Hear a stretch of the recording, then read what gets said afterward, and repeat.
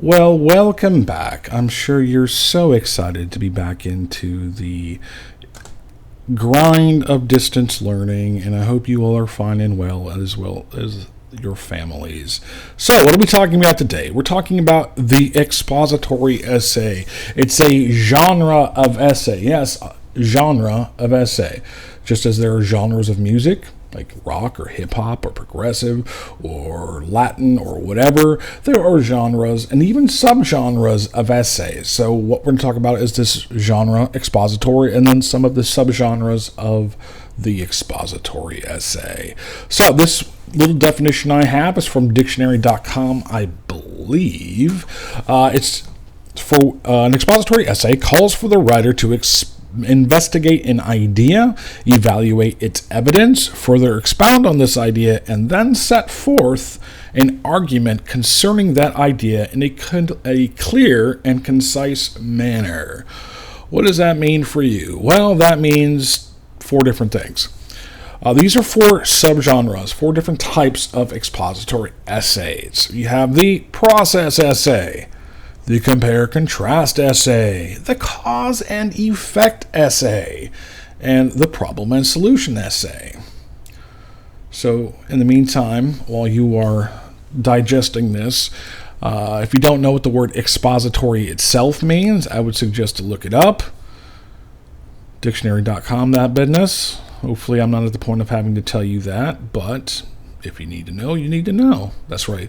This is my music. I still use Zune. Like Peter Quill, Star-Lord, right? Guardians of the Galaxy. I still actually have a functioning Zune somewhere. I don't still use that, though. It might not even work now. We'll save that one for Star-Lord. Anyway, process essay. This is one of the subgenres. You have a process. You could even break this down further. It could be how something unfolds. Like if you were going to go to a christening, how does the christening of a child ensue? Like what happens on that day? What happens after? And what happens during the ceremony? That's all expository. Okay. Recipe books. Recipe books are technically short little vignettes of process essays. You're trying to tell someone how to make cinnamon rolls, for instance. You have the blurb at the top, and then you have the ingredients and how, like what you're going to need and how to assemble these ingredients and in what order below that. And it's all part of what you need. And so if anybody in here is a fan of, was it the Great British Baking Show? If you haven't watched it on Netflix, highly recommended, especially with all this time you have in your hands. It's actually called the Great British Bake Off in England, where it comes from.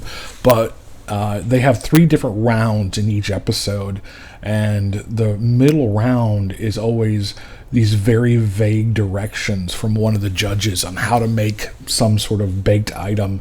And it's funny to watch those who, like, most of them don't know what they're doing, and they have to sort of parse out what the judges mean by these as vague as possible directions. And there's a reason why recipes are written in such a way that they're precise, so you get the best possible result.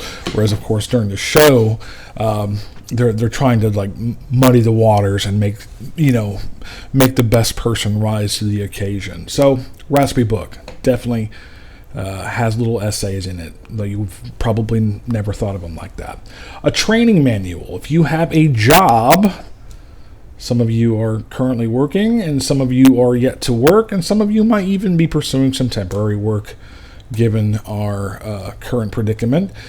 What that means is if you go to learn a job, to learn the skills for a new job, usually something low skill labor, you still have to go through a training process. So if you work for Publix per se, then you would have to go through their training process, and that includes various pamphlets or literature that they want you to read through. Of course, it's probably online now, but somebody had to write that material for what you learn online.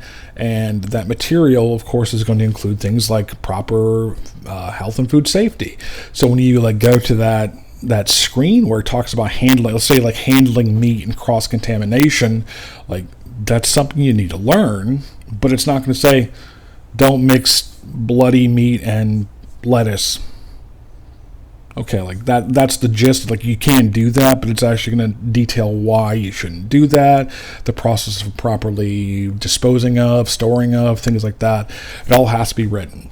Also, any sort of directions. So this is the IKEA bullet.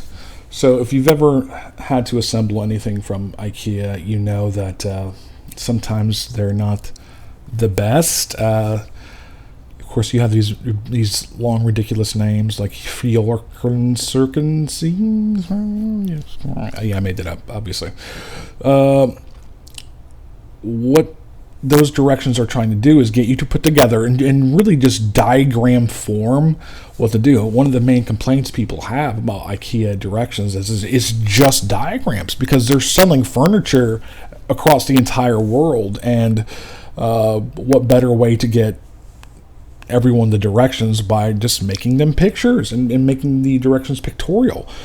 But honestly, the best directions are the directions that are written out in a language you can understand. So that in and of itself is a process essay.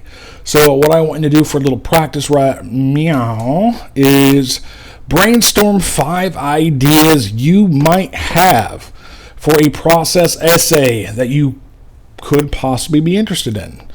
It could be something like, how do they make bowling balls? Or like, where your family typically spends a vacation. Like, maybe you go to the same timeshare on the beach or something. Or maybe your parents have a cabin in the mountains or whatever. Give me something that might fascinate you enough to write an essay. Pause me. Unpause me. Okay. Oh, here is another one for you. It's the compare and contrast essay. You have probably seen this since grade school. You're familiar with it. You know about it. You have one thing that has some similarities with another. You compare them. This is the way they're same. This is the way they're different. Whatever. You're going to write, obviously, various lengths of these things throughout your tenure here. That's fine. What I'm going to do is just sort of give you the basic tools to do. And this is one of the first ones we're going to work on as well in this class. Anyway, so you have a subject that's going to be set up to highlight the similarities. So I have my nerdy little sci-fi thing over here with the show or movies, Terminator, Star Trek, Battlestar Galactica. I have my Doctor Who thing here in the middle.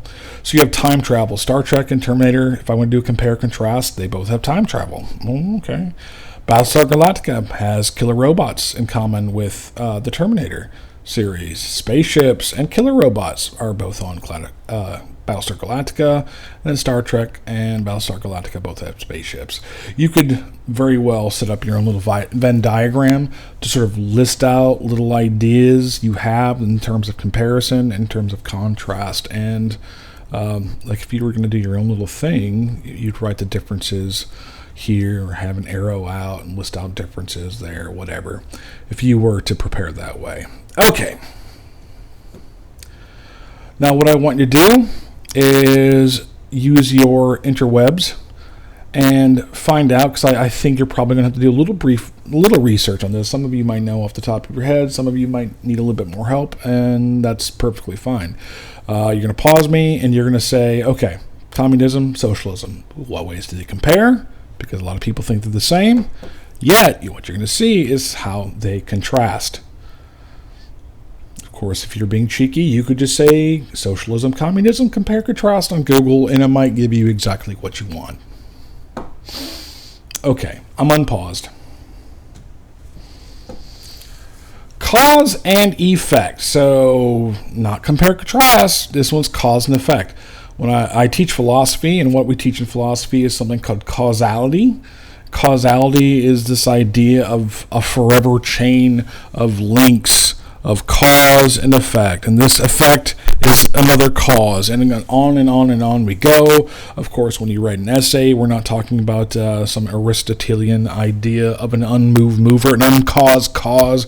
We're talking about, hey, what are the causes of the Vietnam War? What effects did it have on American culture? That's cause and effect, and that's very much an essay you're going to have to write at some point. Maybe not for that topic, but almost certainly that type of thing. So what I want you to do right now is, of course, this is our writing exercise for the evening. You'll give me the whole kit and caboodle later. But what I want to do is I want you to briefly research the causes, yes, all of them, complex or minor. Minor causes, complex causes of World War I, and what effects did it have upon the world? Again, you could Google that. Okay, so now that you have done that, and we will discuss, obviously, during the live session. All right, problem and solution essay. How are we feeling about that? I'm so glad my stuff is recording better than the last session. Nice. Okay, problem and solution essay. This is when you present a particular problem, whatever, and this is where it has more in common with the persuasive essay that we'll talk about later. The persuasive argumentative, another genre of essay. You don't necessarily have to present a solution that someone's already come up with. This could be your own thing. So if you're talking about the solution to the COVID-19 pandemic, it could be something that you have just had all this time to think about, sitting at home doing nothing, and you say, okay, this is a solution. This might be how we flatten the curve. This might be how we cure it, whatever. But the thing is, no one has to listen to you. So in the fact that you're trying to persuade someone to listen to you, you need to go ahead and list out some facts. And that's where the research aspect comes into it as well. So this is one of those things where this is one of the types of essays you're going to be coming back to again and again for your collegiate careers. Okay, a little bit more of the problem solution. Here we go. Take a look at it. This is something very germane to what we have in the state of Florida. Rising sea levels. They're a real deal. Beach erosion. How might we, as inhabitants of the state of Florida, even if those of you who are not local, I know some of you live on various coasts, same idea, what kinds of solutions might you have to the problem? See, the problem is rising sea levels. What solution might you have? Little brief investigation. You just list out the problem and then list out a few solutions. What can you find? Take some minutes. All right, so now we have the full rundown of expository topics. Process, cause and effect. This would be something we come back to later, but just to sort of put it on your radar for now. Okay, that's it. We'll call it good for there. Hopefully we've had plenty of time to discuss tonight, and of course, if you have any questions, let me know. Thank you much.